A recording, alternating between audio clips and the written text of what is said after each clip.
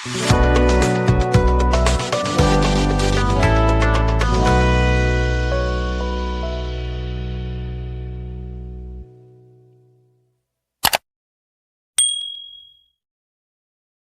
में पहला test match है। अगर आप देखो तो ये जो सीरीज़ है वो 16 अक्टूबर से लेकर नवंबर 5 तक चलेगा। इसमें 3 टेस्ट मैचेस खेले जाएंगे।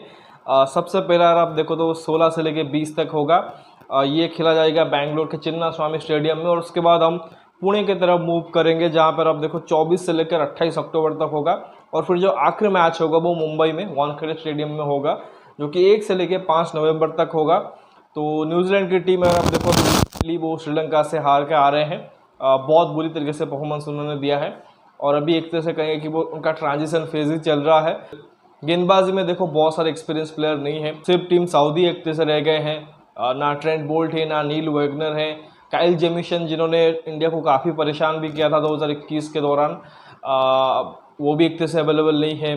तो सिर्फ टीम सऊदी बच गए हैं, जो कि कुछ टाइम पहले अब देखो कप्तान भी थे, बट अभी उन्होंने एक तरीके से कैप्टनसी छोड़ दी है। टॉम लेथम कैप्टनसी करेंगे। तो आई थिंक एक अच्छा स्कोर उन्होंने एक तरह से अनाउंस किया है, जिसमें आप देखो कॉनवे है, रचिन रविंद्र हैं, डायल मिचेल है, केन विलियमसन ऑब्वियसली आज बैटर खेलेंगे। हो सकता है फर्स्ट मैच ना खेले, बट हो सकता है आपको बाकी के मैचेस में देखने को मिले। तो आई थिंक ठीक ठाक बैटिंग है, बट इंडियन कंडीशन में इंडियन गेंदबाज को झेलना काफ़ी मुश्किल होगा। और जहाँ तक गेंदबाजी की बात करें, स्पिनर अच्छे हैं, बट अगेन इंडियन बैटर्स के सामने इन कंडीशन में वो रेगुलरली प्रेशर क्रिएट करना, अनलेस एंड अनटिल कोई रैंक टर्नर मिल जाए। आई थिंक एजाज पटेल ने जो पिछला टूर हुआ था उसमें वानखेड़े पे सिंगल हैंडेडली 10 विकेट ले लिए थे एक इनिंग्स में, बट वहाँ पे इंडिया ने 350 रन भी बना दिए थे। तो आई थिंक वो चीज़ एक तरह से न्यूजीलैंड को देखनी पड़ेगी।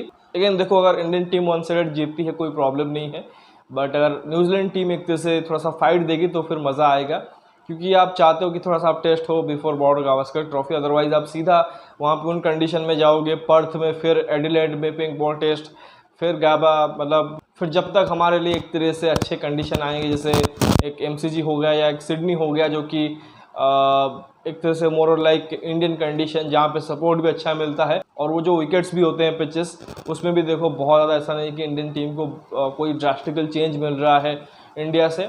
तो आई थिंक वो चीज़ देखनी पड़ेगी। लेकिन जहाँ तक इंडियन टीम की बात करें, आई थिंक एक तरह से उन्होंने खिलाड़ी को ड्रॉप किया है पिछले सीरीज़ में से, वो है यश दयाल, क्योंकि शायद वो देख रहे हैं कि हम एक तरीके से हर एक मैच को सीरियसली लेंगे, तो प्रॉपर एक तरह से 15 खेल रही है। कोई भी एक तरह से यहाँ पे खिलाड़ी को रेस्ट नहीं मिल रहा है, तो प्रॉपर तैयारी हो रही है, क्योंकि आपको पता है कि ये जो टीम है आपकी अभी T20 में फीचर नहीं करेगी।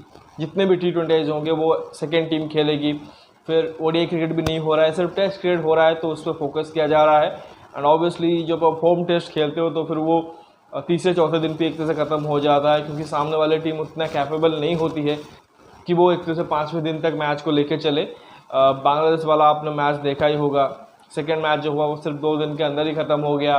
तो आई थिंक ये जो खिलाड़ी है वो एक तरह से अपने आप को उतना एक तरह से फिट रख रहे हैं, उतना एक तरह से उनको वक्त मिल रहा है रिकवरी करने का कि वो पूरा सीरीज़ खेल रहे हैं। बट देखना पड़ेगा समवन लाइक जसप्रीत बुमराह, क्या उनको एक तरीके से हर एक मैच खिलाया जाता है, क्योंकि मोहम्मद शमी अभी शायद अनक्लियर है एक तरह से बॉर्डर गावस्कर ट्रॉफी के लिए। तो ऐसे में आप चाहोगे कि आपके पास एक तरह से अच्छा खासा पेस बैटरी एक तरह से रेडी हो। तो इस सीरीज़ में तो देखो सिर्फ 3 ही पेसर हैं, आकाशदीप है, सिराज और बुमराह है। तीनों को एक तरह से यहाँ पे अपॉर्चुनिटी मिलेगी, और यही शायद आपके जो फर्स्ट 3 पेसर होंगे बीजीटी में भी। बैटिंग वाइज देखो कुछ बदलाव किया नहीं है, ऑलमोस्ट सेम टीम है और ऑलमोस्ट सेम 11 आपको खेलता हुआ दिखाई देगा।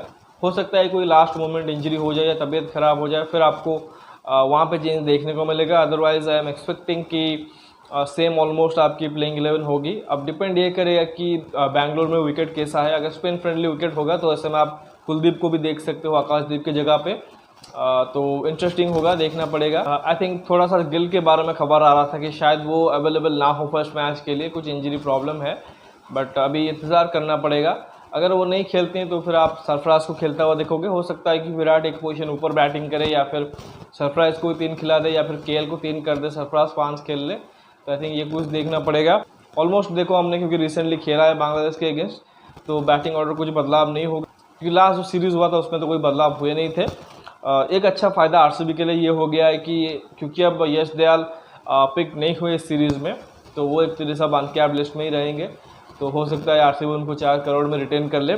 बट अगर न्यूजीलैंड टीम के बारे में हल्का सा मैं आपको बताऊं तो उनका जो स्क्वाड है और किस प्रकार से प्लेइंग 11 बन सकता है, तो उसमें देखो जो बल्लेबाज उसमें केन विलियमसन है, विल यंग है, ग्लेन फिलिप्स है, मार्क चैपमैन है, तो ये सब आपको बैटर्स में दिखेंगे। ऑलराउंडर्स में माइकल ब्रेसवेल है, डैरिल मिचेल है, रचिन रविंद्र हैं और मिस सैंटनर भी हैं।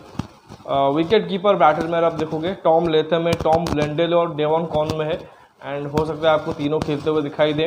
गेंदबाजी में देखोगे तो मैट हेनरी और टीम साउदी दो एक्सपीरियंस गेंदबाज हैं। इसके अलावा आजाज पटेल है, लेफ्ट आर्म स्पिनर जिन्होंने अच्छा किया था लास्ट टाइम, जैकब डुफी है, और फिर विलियम ओरके जो कि बहुत ही टॉल गेंदबाज है, जिन्होंने श्रीलंका के अगेंस्ट कुछ बहुत ही हेवी गेंदबाजी की थी, तो उनके ऊपर नज़र रहेगी।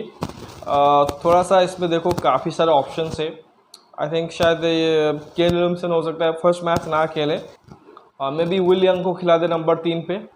फिर आप ऑब्वियसली 4 पे चाहोगे डैरिल मिचेल हो, 5 पे रचिन रविंद्र को रख सकते हैं, 6 पे ब्लेंडल और फिर 7 पे शायद ये रख सकते हैं ग्लेन फिलिप्स को, क्योंकि इंडियन कंडीशन में थोड़ा सा ऑफ स्पिन भी डाल देंगे। फिर ऑब्वियसली वो डिसाइड करना पड़ेगा कि सैंटनर या एजाज पटेल को खिलाते या फिर दोनों को एक तरह से खिलाते हैं, तो वो इंटरेस्टिंग रहेगा। और आई थिंक 2 पेसर में शायद मैट हेनरी और वो टीम साउदी को खिलाए, तो इंटरेस्टिंग रहेगा। एक तरह से देखना पड़ेगा कि क्या एक तरह से वो स्क्वाड पिक करते हैं। बट ज़्यादा जो चीज़ एक तरह से मैटर करेगा किस तरह से उन पर बैटर्स जो कि इन कंडीशन में अप्लाई करते हैं। इनके पास काफ़ी एक तरह से अच्छे स्पिन प्लेयर हैं जो कि स्पिन को अच्छा हैंडल करते हैं, स्वीप, रिवर्स स्वीप ये सब खेलते हैं, बट ज़्यादातर हमने वो टेस्ट क्रिकेट में नहीं देखा है। जब वो इंडियन कंडीशन में खेलते हैं थोड़ा सा अपने डिफेंस को ट्रस्ट नहीं कर पाते हैं और ज़्यादा एक तरह से वो कोशिश करते हैं कि वो जो आड़ा तिरछा शॉट है वो खेल लें, स्टेप आउट कम करते हैं, उस वजह से आप देखो स्पिन के अगेंस्ट फंस जाते हैं। ये आई थिंक इंडिया और न्यूजीलैंड का एक तरह से रहा है कि जब भी इंडियन टीम वहाँ पे जाती है वो स्ट्रगल करते हैं, और जब भी न्यूजीलैंड की टीम यहाँ पे आती है वो काफ़ी स्ट्रगल करते हैं। लास्ट टाइम अगर आप देखो 2021 में एक मैच जो उन्होंने ड्रॉ करवा दिया था, बट इस टाइम इंडियन टीम वो चीज़ अफोर्ड नहीं करना चाहेगी, तो इंतज़ार रहेगा। आई थिंक न्यूजीलैंड के बैटर्स और बॉलर्स के ऊपर ज़रूर नज़र होगी। स्पेशली अगर आप देखो रचिन रविंद्र या डैरिल मिचेल हो गए, या फिर आप एजाज पटेल को देख लो, या फिर जो ऊँचे कद के गेंदबाज हैं उनके ऊपर नज़र रहेगी। इंडियन टीम ऑब्वियसली आप चाहोगे कि विराट कोहली और रोहित शर्मा के रन्स आए, बड़े रन्स आए, ताकि एक तरह से बीजीटी से पहले वो अपने आप को एक तरह से प्रॉपरली तैयार कर लें। एंड ऑब्वियसली आकाशदीप के ऊपर नज़र होगी, और वो क्या कुलदीप को खिलाते हैं कि नहीं वो भी देखना पड़ेगा कि ये ना हो कि आप कुलदीप को बॉर्डर गावस्कर ट्रॉफी में ले रहे हो और विदाउट मैच प्रैक्टिस ले रहे हो। तो सारे के सारे जो क्वेश्चन है उसके आंसर जो कि इसी सीरीज़ में आपको मिल जाएंगे।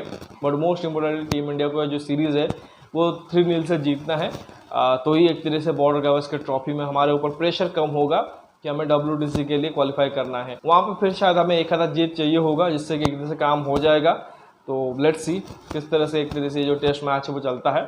बारिश का आसार ज़रूर है, बट हम सबको पता है कि इंडिया में I think best drainage system जो कि वो चिन्ना स्वामी का है। तो अगर बरसात रुकती है तो फिर विदिन अ फ्यू टाइम एक तरीके से मैच जो कि वो रिस्टार्ट हो जाएगा। तो लेट्स सी क्या होता है। तो फिलहाल इस वीडियो में बस इतना ही। आशा करता हूँ कि आप ज़रूर एक तरह से टेस्ट सीरीज़ को फॉलो करोगे।